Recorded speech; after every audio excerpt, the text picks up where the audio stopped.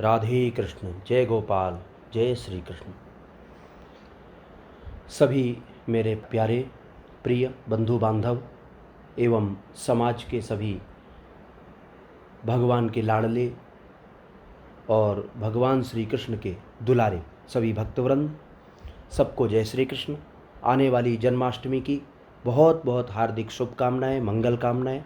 और मैं कामना करता हूँ भगवान श्री राधा कृष्ण के चरणों में, बाल गोपाल युगल छवि के चरणों में, और बाल कृष्ण जो हमारे राज दुलारे यशोदा के लाडले नंद बाबा के प्यारे एवं समस्त जगत के कल्याण करता भगवान श्री कृष्ण हैं, उनकी कृपा हम पर सदैव सदैव बनी रहे और हम हर्ष उल्लास के साथ उनके जन्मदिन को यूं ही मनाते रहें, स्वस्थ मस्त रह करके।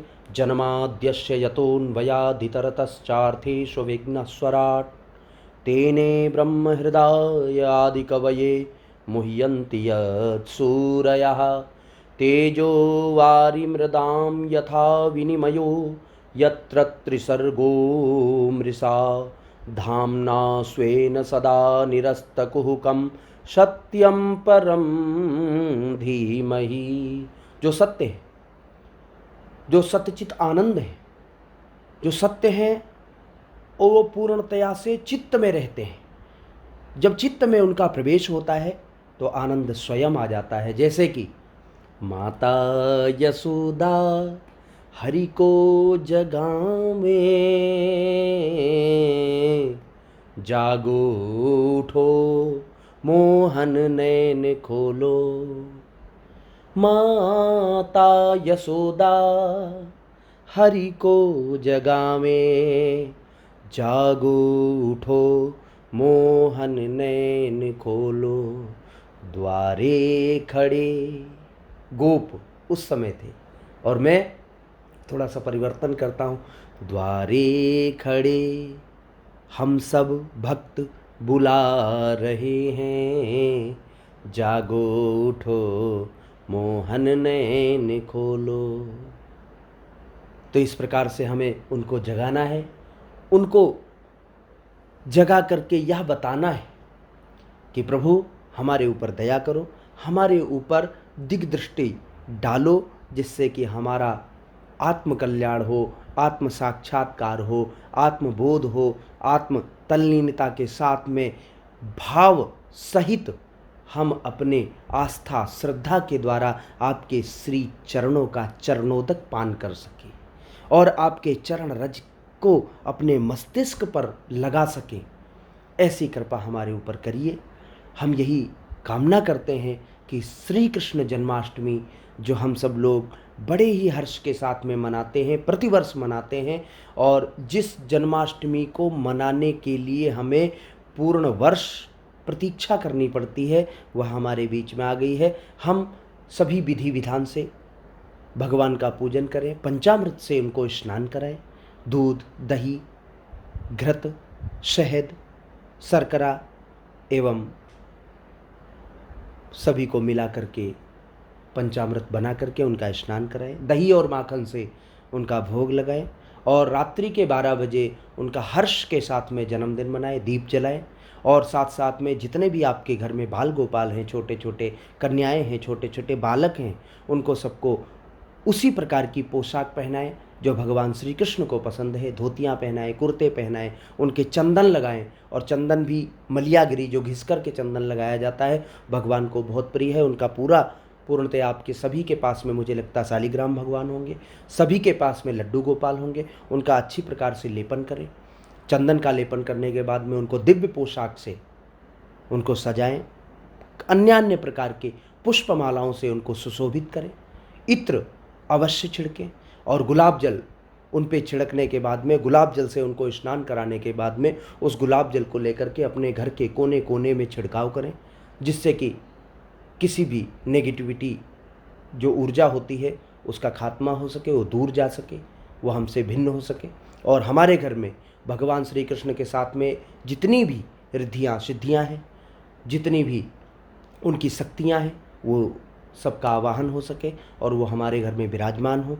माँ लक्ष्मी की कृपा हो, माँ रुक्मिणी की कृपा हो, और उनके जितने भी गण हैं, उनके जितने भी देव हैं, वो सब हमारे घर में दृष्टि डालें और हम स्वस्थ हों, मस्त हों, व्यस्त हों और अपना कार्य कुशलतापूर्वक करें। यही मेरी सभी से कामना है।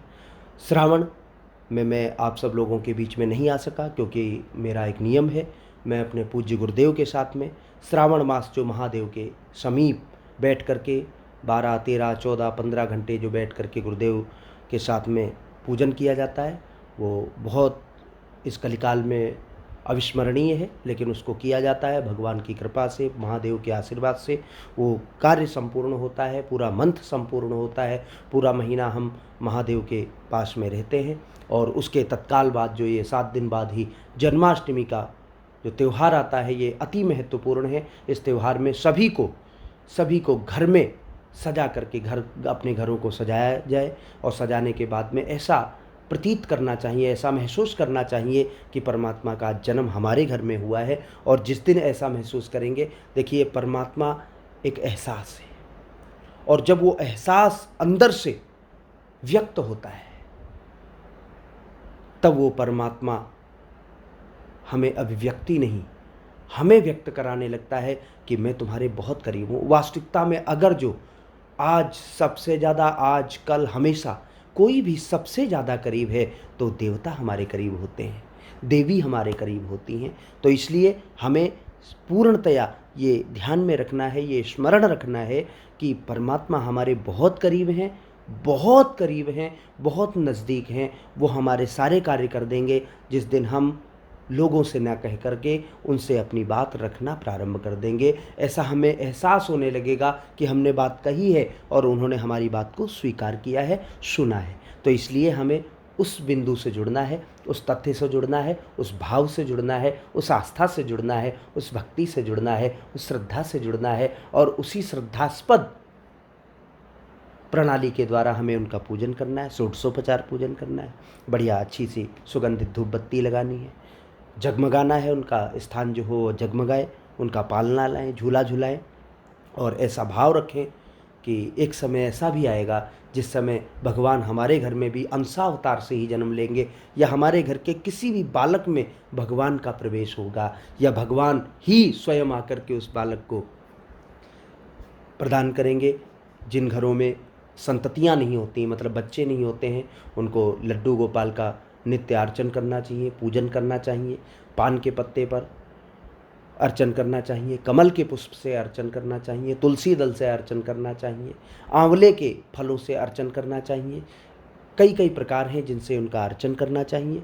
और अगर जो ऐसा कर लेते हैं, उसकी सारी विधियां हैं, तो उन माताओं की, बहनों की, उन महिलाओं की गोदें भर जाती हैं। इस जन्माष्टमी के ही, जन्माष्टमी से राधाष्टमी के बीच में कुछ ऐसा संयोग बनता है जो संतति के लिए बहुत ही सुखदायक होता है, लाभप्रदायक होता है। जिनकी गोद नहीं भरती हैं या जिनके पुत्र नहीं होते हैं, उनके लिए महत्वपूर्ण दिशा दशा परिवर्तित करने वाला ये त्यौहार होता है। तो जन्माष्टमी बड़े ही हर्ष के साथ में हमें मनानी है। भगवान श्री कृष्ण को अपने हृदय में बिठाना है और उनको घर में बिठाना है, घर में स्थापित करना है, घर में उनका पूजन करना है, उनकी ऊर्जा ही घर में समाहित रहे, ऐसी उनसे प्रार्थना करनी है। सभी को ढेर सारी शुभकामनाएं, बधाई, और सभी के साथ में मैं भगवान श्री कृष्ण को प्रणाम करते हुए, नमन करते हुए अपनी बात को विराम देता हूँ। जय श्री कृष्ण, राधा कृष्ण।